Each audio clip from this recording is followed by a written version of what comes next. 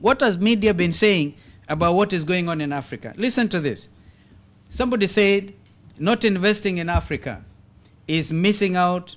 It's like missing out on Japan and Germany in the 1950s, Southeast Asia in the 1980s, and the emerging markets in the 1990s. That was a story that was quoted by Reuters in January this year.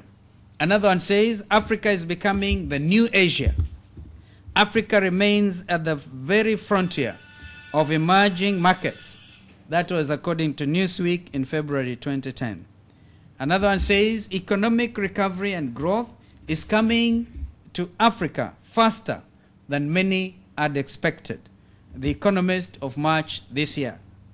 Africa no longer needs to be left behind. Africa is a potential pole of growth, a Business Daily of April 2010. Is this growth then realistic, or are we just imagining? And then we take off, and then in less than perhaps several years, we are down again. I think that the indicators, economic indicators and other indicators, social indicators, point to the fact that this change in Africa is for real and it is for good.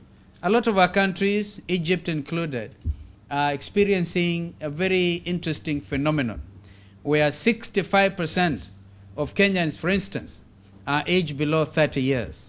This is how seriously young the country that I come from is. And I think some of them are here, as I see students. They're all below 30 years. And there are many like them everywhere in Kenya. All of them rearing to go. All of them having embraced even ICT. My heart was warmed this morning when I saw the smart village on the way to Alexandria. Therefore, Africa has embraced technological advancement. And every Kenyan student would want to be computer literate. It is not anymore, I think, a matter of choice. And therefore, the move now is towards ensuring that we are all up to speed when it comes to ICT. And therefore, because we have said no to those negative characteristics, some of which I have made mention of, we are therefore able to move.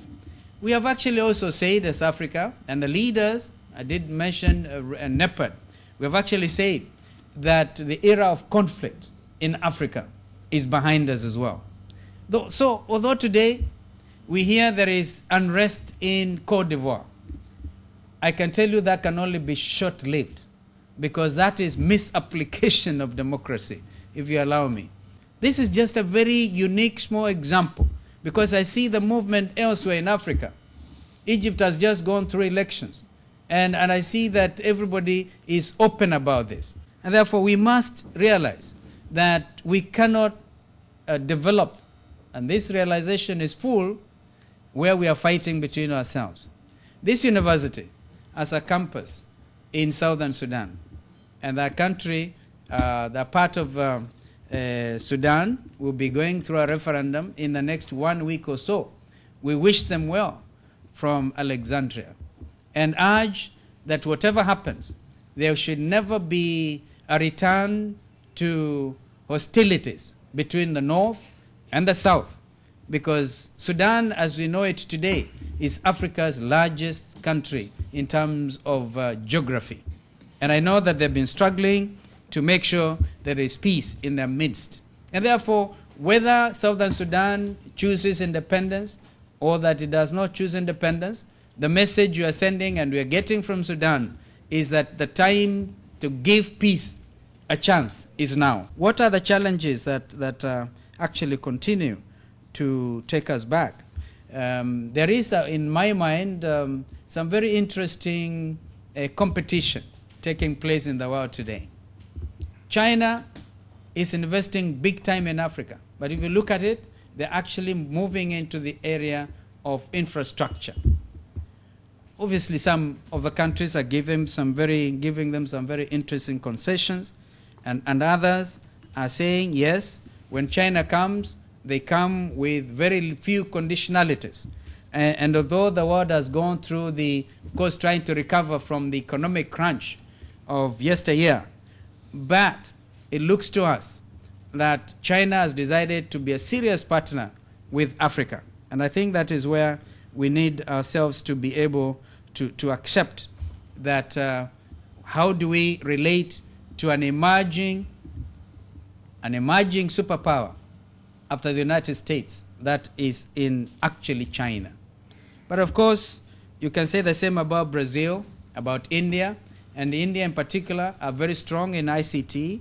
I think that the Silicon Valley as we know it seems to have had its origins in the first place in India. Therefore, what is happening in the Indian subcontinent is absolutely phenomenal. So we need to be able then to relate to each other when it comes to identifying the main drivers that are going to drive our economies in Africa. Africa is full of resources, minerals,